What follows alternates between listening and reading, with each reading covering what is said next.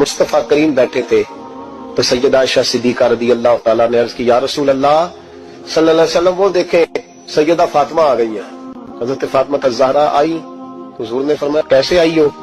तो बीबी साहबा ने ना, औरतों का पल्लू होता है ना चादर का, पल्लू खोला तो एक रोटी बंधी हुई थी, खोल के पेश की।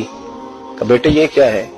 अब्बा जी कई दिनों से घर में रोटी नहीं पकी थी, आज अली कुछ जौ लाए थे, पीसे हैं, चंद रोटियां बनी हैं। तो बच्चों ने तो खा लिया, तो मेरे सामने भी एक रोटी आई थी, मैंने लुकमा तोड़ा है तो मुझे ख्याल आया पता नहीं मुस्तफा ने खाया है कि नहीं खाया, पता नहीं हुजूर ने रोटी खाई है कि नहीं, तो हुजूर मैं लेके हाजिर हो गई हूँ, मेहरबानी फरमाए। तो फरमाया बेटे बैठ जा।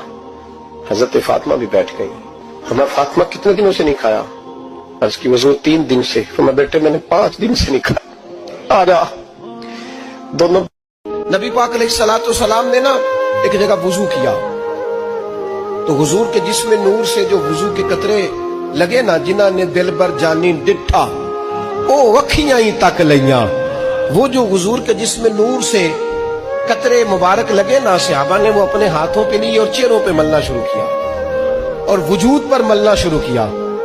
अल्लाह के महबूब अलैहिस्सलाम गौर से मोहब्बत का ये जज्बा देख रहे हैं। हुजूर फरमाने लगे, किस चीज ने तुम्हें मजबूर किया ये करने पर? अर्ज की, या रसूल अल्लाह सल्लल्लाहु तआला अलैहि वसल्लम, आपकी मोहब्बत ने। हुजूर मोहब्बत ने ये जज्बा हमारा बना दिया है। अब हुजूर ने अपनी मोहब्बत का एक मुतालबा किया, मोहब्बत रसूल ने एक मुतालबा किया जो नबी पाक ने मोहब्बत करने वालों के सामने रखा। और आज आप इतनी बड़ी तादाद में आए हैं, मिलाद का दिन है, ये जो अपने मोहब्बत करने वालों से नबी पाक ने मुतालबा किया, ये हमने जरूर पूरा करना है इंशाअल्लाह ताला। पूरी कोशिश करनी है ये मुतालबा पूरा करें।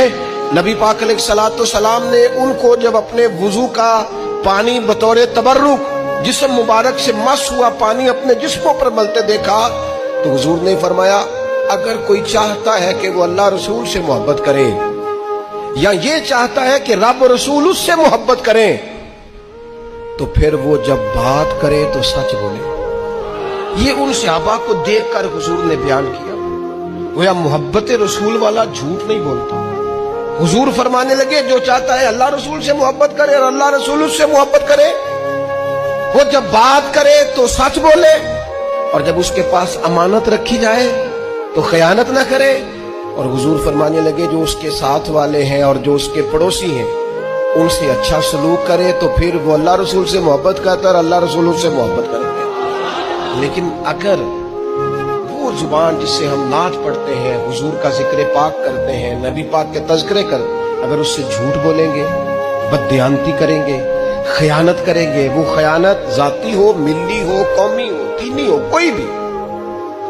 और अगर हम अपने साथ वालों को एज़ा देंगे तो गोया हुजूर की ये हदीस बताती है कि जिसको हुजूर से मोहब्बत हो जाए फिर उसके मिजाज से तो तकलीफ ऐसे रुखसत हो जाती, वो तो किसी को तकलीफ देता ही नहीं, वो तो उसका तो रवैया बदल जाता है। आज 3 आपने इरादे अपने दिल में लेके जाने।